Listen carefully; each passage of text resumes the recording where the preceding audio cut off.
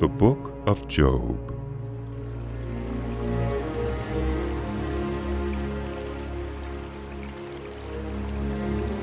In the land of Uz, there lived a man whose name was Job. This man was blameless and upright.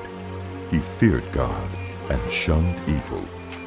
He had 7 sons and 3 daughters, and he owned 7,000 sheep, 3,000 camels, 500 yoke of oxen, and 500 donkeys, and had a large number of servants. He was the greatest man among all the people of the East. His sons used to hold feasts in their homes on their birthdays, and they would invite their 3 sisters to eat and drink with them. When a period of feasting had run its course, Job would make arrangements for them to be purified. Early in the morning he would sacrifice a burnt offering for each of them, thinking, "Perhaps my children have sinned and cursed God in their hearts." This was Job's regular custom. One day the angels came to present themselves before the Lord, and Satan also came with them. The Lord said to Satan, "Where have you come from?" Satan answered the Lord, "From roaming through the earth and going back and forth in it." Then the Lord said to Satan, "Have you considered my servant Job? There is no one on earth like him.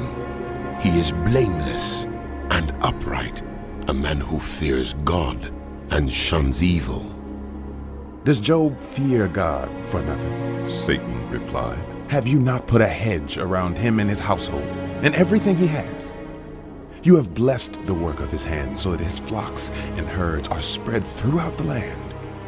But now stretch out your hand and strike everything he has, and he will surely curse you to your face. The Lord said to Satan, "Very well then. Everything he has is in your power. But on the man himself, do not lay a finger." Then Satan went out from the presence of the Lord. One day when Job's sons and daughters were feasting and drinking wine at the oldest brother's house, a messenger came to Job and said, "The oxen were plowing, and the donkeys were grazing nearby, and the Sabaeans attacked and made off with them. They put the servants to the sword, and I am the only one who has escaped to tell you." While he was still speaking, another messenger came and said, "The fire of God fell from the sky and burned up the sheep and the servants, and I am the only one who has escaped to tell you." While he was still speaking, another messenger came and said, "The Chaldeans formed 3 raiding parties and swept down on your camels and made off with them. They put the servants to the sword, and I am the only one who has escaped to tell you." While he was still speaking, yet another messenger came and said, "Your sons and daughters were feasting and drinking wine at the oldest brother's house, when suddenly a mighty wind swept in from the desert and struck the 4 corners of the house. It collapsed on them, and they're dead, and I'm the only one who has escaped to tell you." At this, Job got up and tore his robe and shaved his head. Then he fell to the ground in worship and said, "Naked I came from my mother's womb, and naked I will depart. The Lord gave, and the Lord has taken away. May the name of the Lord be praised." In all this, Job did not sin by charging God with wrongdoing. On another day, the angels came to present themselves before the Lord, and Satan also came with them to present himself before him. And the Lord said to Satan, "Where have you come from?" Satan answered the Lord, "From roaming through the earth and going back and forth in it." Then the Lord said to Satan, "Have you considered my servant Job? There is no one on earth like him. He is blameless and upright, a man who fears God and shuns evil. And he still maintains his integrity, though you incited me against him to ruin him without any reason." "Skin for skin," Satan replied. "A man will give all he has for his own life.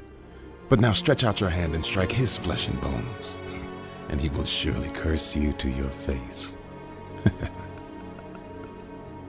The Lord said to Satan, Very well then, he is in your hands, but you must spare his life. So Satan went out from the presence of the Lord, and afflicted Job with painful sores from the soles of his feet to the crown of his head. Then Job took a piece of broken pottery and scraped himself with it as he sat among the ashes. His wife said to him, Are you still maintaining your integrity? Curse God and die. He replied, You are talking like a foolish woman. Shall we accept good from God and not trouble? In all this, Job did not sin in what he said. When Job's 3 friends, Eliphaz the Temanite, Bildad the Shuhite, and Zophar the Naamathite, heard about all the troubles that had come upon him, they set out from their homes and met together by agreement to go and sympathize with him and comfort him. When they saw him from a distance, they could hardly recognize him. They began to weep aloud, and they tore their robes and sprinkled dust on their heads. Then they sat on the ground with him for 7 days and 7 nights. No one said a word to him, because they saw how great his suffering was. After this, Job opened his mouth and cursed the day of his birth. He said, May the day of my birth perish, and the night that said a boy is conceived. That day may it turn to darkness. May God above not care about it. May no light shine on it. May gloom and utter darkness claim it once more. May a cloud settle over it. May blackness overwhelm it. That night, may thick darkness seize it. May it not be included among the days of the year, nor be entered in any of the months. May that night be barren. May no shout of joy be heard in it. May those who curse days curse that day. Those who are ready to rouse Leviathan, may its morning stars become dark. May it wait for daylight in vain and not see the first rays of dawn. For it did not shut the doors of the womb on me to hide trouble from my eyes. Why did I not perish at birth and die as I came from the womb? Why were there knees to receive me and breasts that I might be nursed? Now I would be lying down in peace. I would be asleep and at rest with kings and rulers of the earth, built for themselves places now lying in ruins, with princes who had gold, who filled their houses with silver. Why was I not hidden away in the ground like a stillborn child, like an infant who never saw the light of day? There the wicked cease from turmoil, and there the weary are at rest. Captives also enjoy their ease. They no longer hear the slave drivers shout. The small and the great are there, and the slaves are free from their owners. Why is light given to those in misery, and life to the bitter of soul, to those who long for death that does not come, who search for it more than for hidden treasure, who are filled with gladness and rejoice when they reach the grave? Why is life given to a man whose way is hidden, whom God has hedged in? The sighing has become my daily food. My groans pour out like water. What I feared has come upon me. What I dreaded has happened to me. I have no peace, no quietness. I have no rest, but only turmoil. Then Eliphaz the Temanite replied, If someone ventures a word with you, will you be impatient? But who can keep from speaking? Think how you have instructed many, how you have strengthened feeble hands. Your words have supported those who stumbled. You have strengthened faltering knees. But now trouble comes to you, and you are discouraged. It strikes you, and you are dismayed. Should not your piety be your confidence, and your blameless ways your hope? Consider now, who, being innocent, has ever perished? Where were the upright ever destroyed? As I have observed, those who plow evil and those who sow trouble reap it. At the breath of God they perish. At the blast of his anger they are no more. The lions may roar and growl, yet the teeth of the great lions are broken. The lion perishes for lack of prey, and the cubs of the lioness are scattered. A word was secretly brought to me. My ears caught a whisper of it. Amid disquieting dreams in the night, when deep sleep falls on people, fear and trembling seized me and made all my bones shake. A spirit glided past my face, and the hair on my body stood on end. It stopped, but I could not tell what it was. A form stood before my eyes, and I heard a hushed voice. Can a mortal be more righteous than God? Can human beings be more pure than their Maker? If God places no trust in his servants, if he charges his angels with error, how much more those who live in houses of clay, whose foundations are in the dust, who are crushed more readily than a moth. Between dawn and dusk, they are broken to pieces, unnoticed. They perish forever. Are not the cords of their tent pulled up so that they die without wisdom? Call if you will, but who will answer you?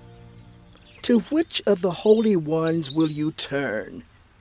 Resentment kills a fool, and envy slays the simple. I myself have seen a fool taking root, but suddenly his house was cursed. His children are far from safety, crushed in court without a defender.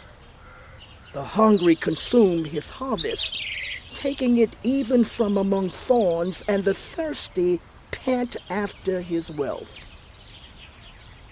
For hardship does not spring from the soil, nor does trouble sprout from the ground. Yet human beings are born to trouble as surely as sparks fly upward. But if I were you, I would appeal to God. I would lay my cause before him. He performs wonders that cannot be fathomed, miracles that cannot be counted. He bestows rain on the earth. He sends water on the countryside. The lowly he sets on high, and those who mourn are lifted to safety. He thwarts the plans of the crafty, so that their hands achieve no success. He catches the wise in their craftiness, and the schemes of the wily are swept away. Darkness comes upon them in the daytime. At noon they grope as in the night.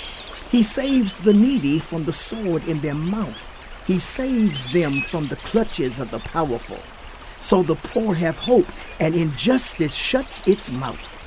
Blessed are those whom God corrects, so do not despise the discipline of the Almighty. For he wounds, but he also binds up. He injures, but his hands also heal. From 6 calamities he will rescue you. In 7 no harm will touch you. In famine he will deliver you from death, and in battle from the stroke of the sword. You will be protected from the lash of the tongue, and need not fear when destruction comes.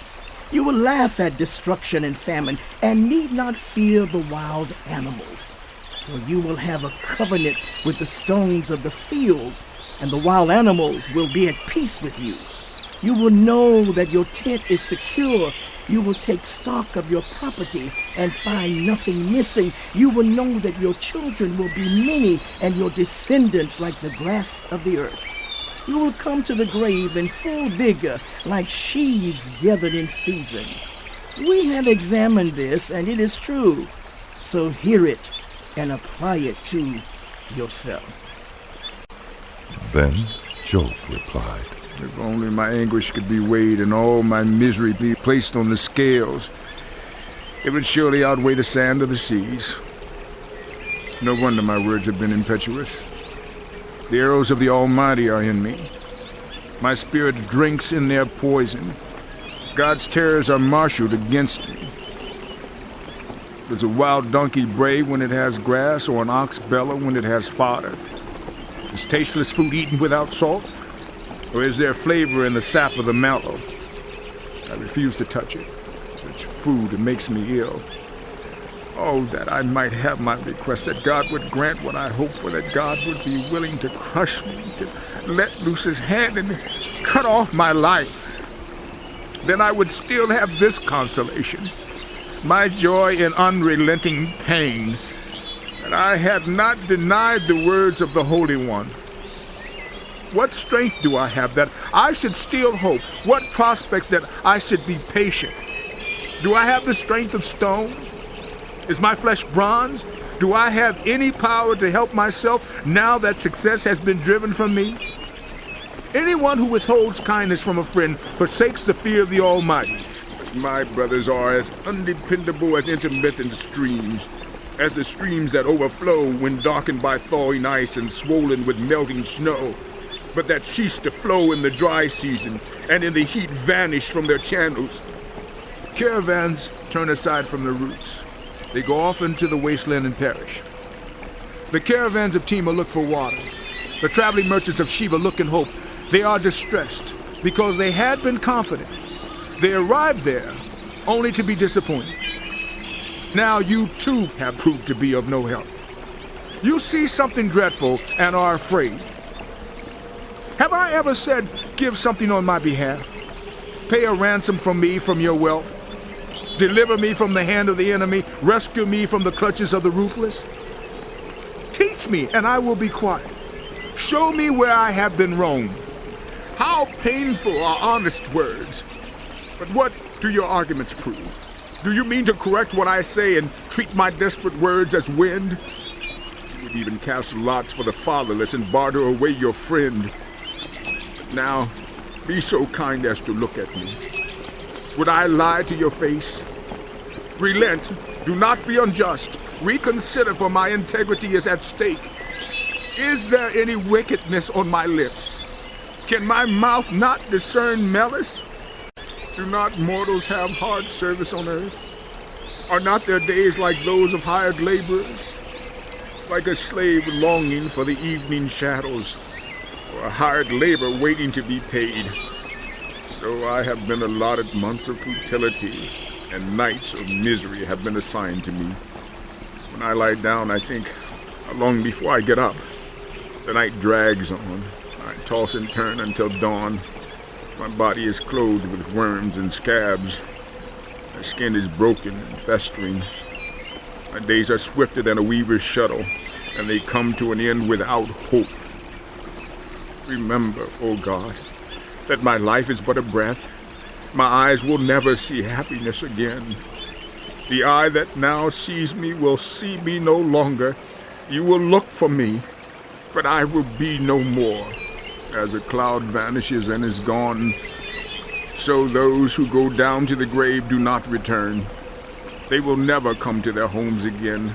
Their places will know them no more. Therefore I will not keep silent.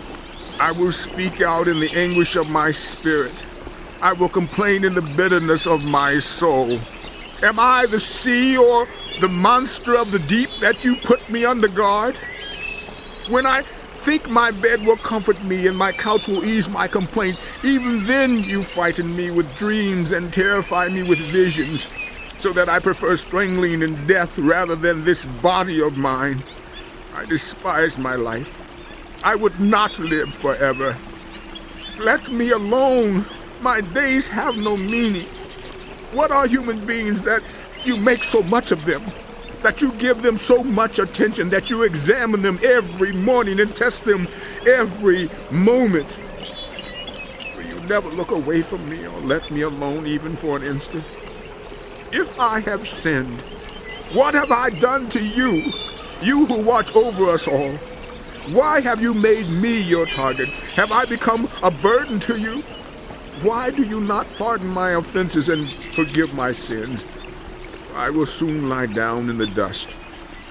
You will search for me, but I will be no more.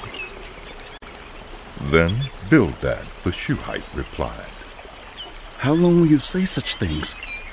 Your words are a blustering wind. Does God pervert justice? Does the Almighty pervert what is right? When your children sinned against him, he gave them over to the penalty of their sin. But if you will seek God earnestly and plead with the Almighty, if you are pure and upright, even now he will rouse himself on your behalf and restore you to your prosperous state. Your beginnings will seem humble. So prosperous will your future be. Ask the former generation and find out what their ancestors learned. For we were born only yesterday and know nothing, and our days on earth are but a shadow. Will they not instruct you and tell you? Will they not bring forth words from their understanding? Can papyrus grow tall where there is no marsh? Can reeds thrive without water? While still growing and uncut, they wither more quickly than grass. Such is the destiny of all who forget God. So perishes the hope of the godless. What they trust in is fragile. What they rely on is a spider's web.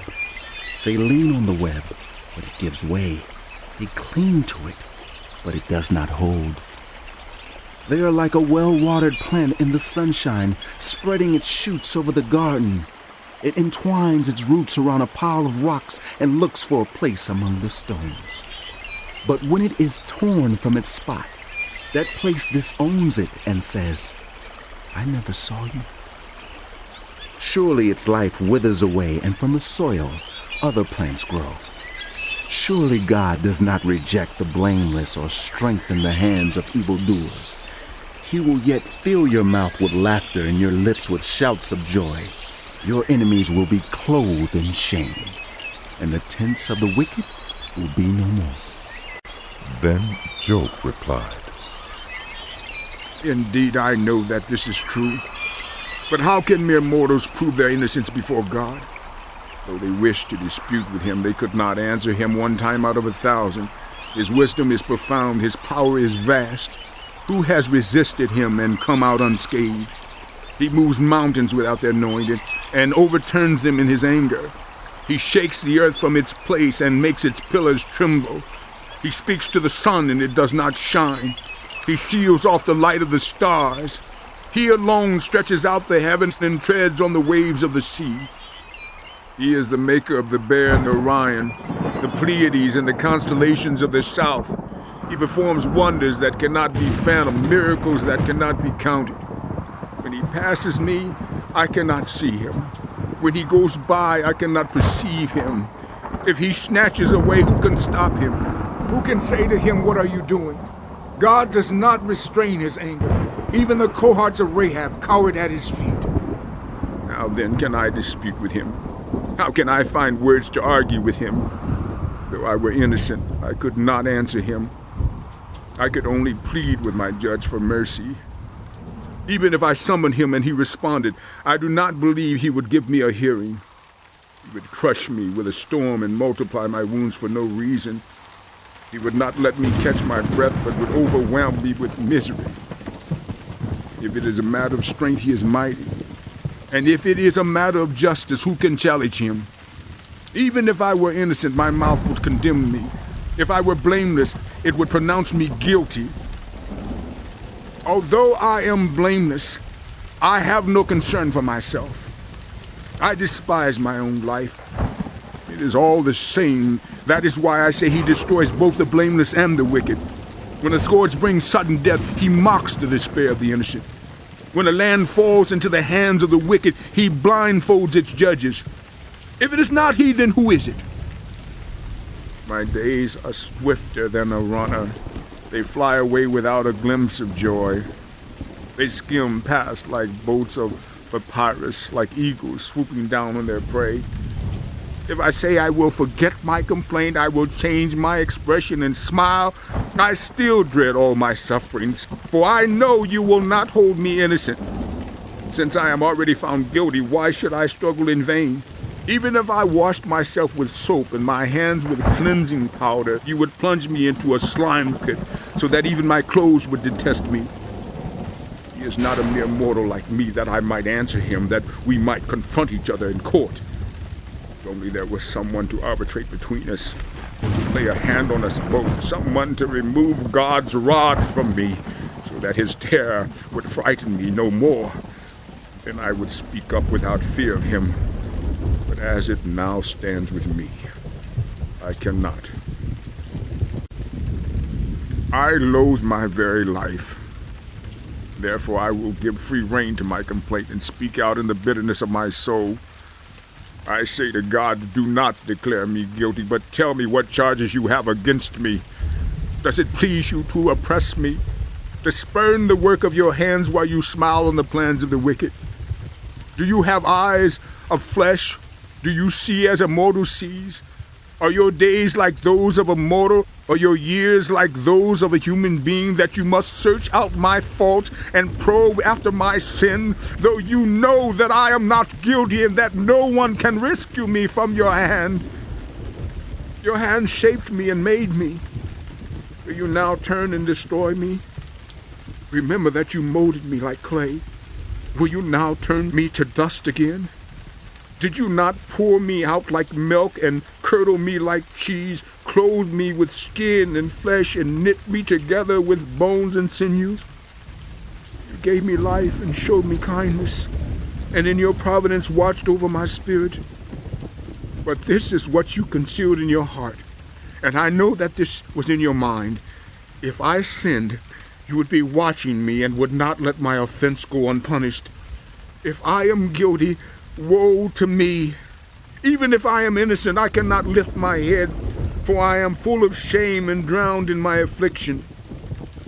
If I hold my head high, you stalk me like a lion and again display your awesome power against me. You bring new witnesses against me and increase your anger toward me. Your forces come against me wave upon wave. Why then did you bring me out of the womb? I wish I had died before any eyes saw me. If only I had never come into being, or had been carried straight from the womb to the grave. Are not my few days almost over? Turn away from me so I can have a moment's joy before I go to the place of no return, to the land of gloom and utter darkness, to the land of deepest night, of utter darkness and disorder, where even the light is like darkness.